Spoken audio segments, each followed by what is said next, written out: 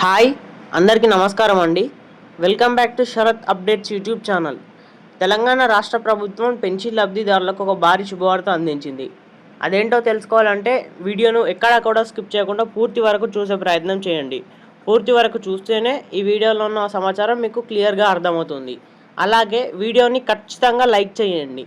Like చేస్తే ఇలాంటి వీడియోలు చేయడానికి, మీకు ఇలాంటి లేటెస్ట్ అప్డేట్స్ అందివ్వడానికి నాకు మోటివేట్గా ఉంటుంది. దాంతోపాటు ఛానల్ని సబ్స్క్రైబ్ చేయండి. తెలంగాణ ప్రభుత్వం పెన్షన్లకు సంబంధించి కొత్త నిర్ణయాలు తీసుకుంటుంది. తద్వారా పెన్షన్ లబ్ధిదారులకు మేలు చేసేలా ముందుకు అడుగు వేస్తుంది ప్రభుత్వం. ఈ క్రమంలో తాజాగా తీసుకున్న నిర్ణయానికి మంచి రెస్పాన్స్ వస్తుంది. ఆ నిర్ణయాలు ఏంటో మనం ఈ వీడియో ద్వారా తెలుసుకుందాం. తెలంగాణ రాష్ట్రంలో కాంగ్రెస్ ప్రభుత్వం భారీ ఎత్తున పెన్షన్లు ఇస్తుంది. ప్రతి నెల లబ్ధిదారుల పెన్షన్లు పొందుతున్నారు. అయితే పెన్షన్లు ఇచ్చేటప్పుడు చాలామందికి కొన్ని సమస్యలు ఎదురవుతున్నాయి. వాటిలో ఒక పెద్ద సమస్యకి ప్రభుత్వం పరిష్కారం దిశగా అడుగులు వేస్తుంది. గ్రామ పేదరిక నిర్మూలన సంస్థ సెర్ఫ్ ఆధ్వర్యంలో ఫేషియల్ రికగ్నిషన్ ఆధారిత పెన్షన్ పంపిణీ కోసం ప్రత్యేక మొబైల్ యాప్ను తయారు చేసింది ప్రభుత్వం. దీని ద్వారా పెన్షన్ ఇచ్చేటప్పుడు వేలిముద్రతో పని లేకుండా ముఖాన్ని యాప్ గుర్తిస్తుంది. దాంతో ఈ పని అనేది తేలిగ్గా అయిపోతుంది.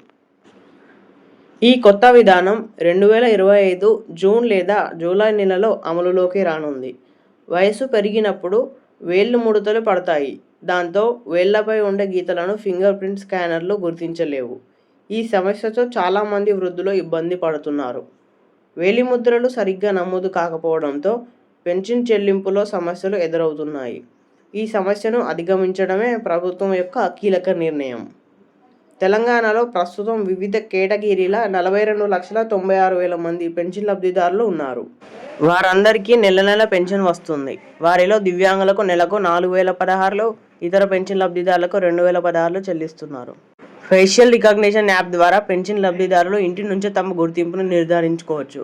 దీంతో బ్యాంకులు లేదా కార్యాలయాలకు వెళ్లే అవసరం తగ్గుతుంది.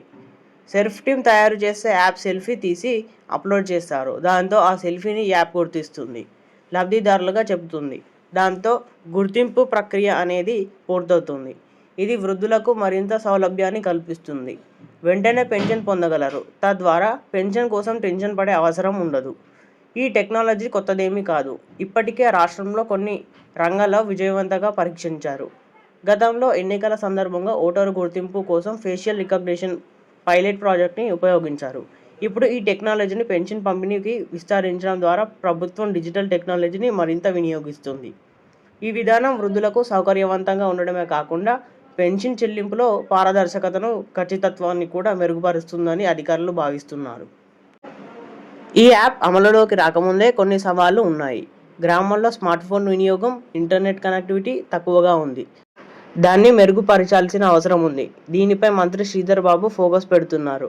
అలాగే ఈ యాప్ను వృద్ధులు సులభంగా ఉపయోగించేలా రూపొందించడానికి టెక్నాలజీ ట్రైనింగ్ కూడా అవసరం కావచ్చు.